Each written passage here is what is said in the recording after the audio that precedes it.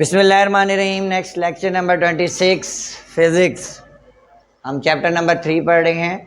Definitions हमने पढ़ ली थी। अब हम लोग लॉज की तरफ मूव कर गए हैं। चैप्टर का नाम आपने पढ़ लिया डायनामिक्स है, जिसमें हमने मोशन को स्टडी भी करना है, उसके कॉजेज़ को भी पढ़ना है। न्यूटन्स ने 3 लॉ जो है अपने पेश किए है। First law of motion, second law of motion, third law of motion, और एक और लॉ दिया law of gravitation. Chapter number 5 में पढ़ेंगे। उसे कहते हैं न्यूटन्स लॉ ऑफ ग्रेविटेशन। जो एप्पल वाली एग्जांपल आपने पढ़ी है कि वो सेब जो है वो ऊपर से नीचे गिरा, तो उसने वो जो है ग्रेविटी की फोर्स को जो है ओरिजिनेट किया, निकाला। तो न्यूटन्स का फर्स्ट लॉ ऑफ मोशन यही है, फोर्स से मिलता जुलता है। फोर्स आपने पढ़ी थी कि एजेंसी है जो मूव करती है या टेंड्स टू मूव करती है, स्टॉप करती है या टेंड्स टू स्टॉप करती है, यहाँ तक कि उस पर नेट फोर्स अप्लाई ना हो। तो वो Newton's first law of motion कहता है अ body continues it's state of rest. एक जिस्म जो है अपनी सुकून की हालत बरकरार रखेगा, or its state of motion, और या अगर कोई बॉडी मूव कर रही है तो वो बरकरार रखेगी अपनी मोशन अनटिल यहाँ तक कि a net force acts on it. Net force जब तक उसके ऊपर नहीं लगती। नेट फोर्स बच्चे नॉर्मली नेट फोर्स का रिजल्टेंट जो है वो 0 के बराबर होता है। नेट फोर्स क्या आती है, all the forces whose resultants are equal to 0 then it is called resultant force. ये आपका साइड बॉक्स है बुक में, आप वहाँ से याद करिएगा। तो कंडीशन है नेट फोर्स कि नेट फोर्स जब उसके ऊपर असर करने लग जाएगी फिर वो उसको रोकेगी। एग्जाम्पल, अब इसके 2 हिस्से नज़र आए मुझे। पहला हिस्सा मुझे नज़र आया, first part shows state of rest, it's state of rest. एक बुक है, वो टेबल पर पड़ी हुई है, a book lying on a table. वो सारी ज़िंदगी टेबल पर रहेगी जब तक कि आप उसको खुद नहीं हिलाते, until you does not apply a force on it. Net force उस पर नहीं लगाते तब तक वो वहीं की वहीं खड़ी रहेगी। तो वो यही कहता है कि अ body continues state of rest. जब तक उसको हिलाया नहीं जाएगा, फोर्स नहीं लगाई जाएगी, वो उसी हालत में रहेगी। पहला पार्ट की एग्जांपल है। दूसरा पार्ट है स्टेट ऑफ मोशन। एक बॉल है, अगर आप उसको रोल करते हैं एक प्लेन सरफेस पर और एक सरफेस जो है वो रफ है, तो कौन सी बॉल जल्दी रुक जाएगी, प्लेन सरफेस वाली या रफ वाली? रफ वाली। क्यों? रफ पे रुकावटें ज़्यादा हैं, फ्रिक्शन ज़्यादा है, बम्प्स हैं, फ्रिक्शन है। तो फ्रिक्शन क्या होगी? नेट फोर्स होगी। वो नेट फोर्स होगी जो उसको रोकने पर मजबूर करेगी। रफ सरफेस पर फ्रिक्शन कम, रफ सरफेस पर फ्रिक्शन ज़्यादा, और जो प्लेन सरफेस है उस पर फ्रिक्शन कम। इसीलिए तो आप प्लेन सरफेस पर अगर पानी पड़ा हो तो आप स्लिप हो जाते हैं। क्यों? फ्रिक्शन ही तो वो चीज़ है जिसकी वजह से आपकी ग्रिप पड़ती है रोड पर। Friction at the same time मैं आप लिख रहा हूँ, लिखने की मेरी वजह भी तो यही है कि फ्रिक्शन है तो मैं लिखने के काबिल बना हूँ। फ्रिक्शन नहीं होगा तो लिखूँगा कैसे? फ्रिक्शन है पेपर और बोर्ड के दरमियान, ये बोर्ड मार्कर और बोर्ड के दरमियान, तो मैं लिखने के काबिल बन रहा हूँ। और ग्रेविटी है, ग्रेविटी की मदद से भी लिख रहा हूँ। अच्छा जी, ये इसकी एग्जांपल हो गई। इसको it is also called law of inertia. Inertia भी तो यही थी कि बॉडी जो है ना वो रेजिस्ट करती है अपनी change of state of rest या change of state of motion. तो अगर आपसे पूछा जाए which law is also called law of inertia, तो first law of motion is also called law of inertia. आपसे अगर पूछेगा डिफाइन लॉ ऑफ इनर्शिया, तो आप ये पहला लॉ करेंगे डिफाइन। ये न्यूटन फर्स्ट लॉ भी है और ये लॉ ऑफ इनर्शिया भी है। सेम डेफिनेशन लिखोगे, परेशान ना हो जाना कि ये लॉ ऑफ इनर्शिया तो सर ने पढ़ाया नहीं था। Law of inertia Newton's law है। First law of motion is also called law of inertia. Definition आ जाए कि डिफाइन लॉ ऑफ इनर्शिया, आप लिखेंगे first law of motion is also called law of inertia. It defined as a body continues state of rest और continues it state of motion until a net force acts on it. तो ये हमारा पहला। इसी में फिर आपकी example दी हुई है लॉ ऑफ इनर्शिया कैसे है। आपने देखा होगा एक बस है, वो जा रही है, जाते जाते वो एकदम से टर्न ले लेती है, तो जो पैसेंजर होते हैं ना वो ऐसे आगे जाते हैं। सेम इसी तरह अगर जो है बस स्पीड से जाकर एकदम से ब्रेक लगाएगी तो आप क्या जाएंगे, आगे जाएंगे। ऐसा क्यों होता है? ये एक शॉर्ट क्वेश्चन है। When a bus take a sharp turn passenger moves outward, या when a bus applied a sudden brake passenger moves outward, why? Answer ये रहा, पैसेंजर सिटिंग इन अ बस, a sudden brake is applied, passenger moves outward due to inertia। इतना सा तो answer है आपका।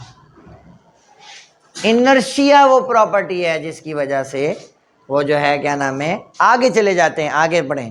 There lower part attach to bus, जो नीचे वाला हिस्सा है हमारा, जिसकी वजह से हम बस पर बैठे हुए हैं, हमारा लोअर पार्ट जो है वो अटैच है बस से, तो वो बस के साथ मूव करेगा, जहां बस जाएगी वहीं पर मूव करेगा। तो ये कहते हैं कि लोअर पार्ट अटैच टू बस and upper part does not. Upper part तो अटैच नहीं होता, हम टेक अक्सर लगाते नहीं लगाते, तब भी आगे सर वाला हिस्सा हमारा बाहर ही होता है। Due to inertia they moves outward direction, जैसे ही ब्रेक अप्लाई होगी हमारा लोअर पार्ट जो है वो चाहेगा कि मैं बॉडी बस के साथ ही मूव करूं, लेकिन अपर पार्ट जो है इनर्शिया की वजह से आगे चला जाएगा। Same case with the bus when it takes sharp turn. ये दोनों आपकी बुक में बाकायदा लिखे हुए शॉर्ट क्वेश्चन, इंतहा इंपॉर्टेंट VIP शॉर्ट क्वेश्चन है, लगा लो, पेपर में आने ही आना है इस दफ़ा। तो ये पहले लॉ अगर आ जाए फर्स्ट लॉ तो आपने यहाँ तक लिखना है। लॉन्ग क्वेश्चन आया हुआ है, ज़्यादातर लॉन्ग क्वेश्चन आता है न्यूटन सेकेंड लॉ, वो सिर्फ इस कैलकुलेशन की वजह से।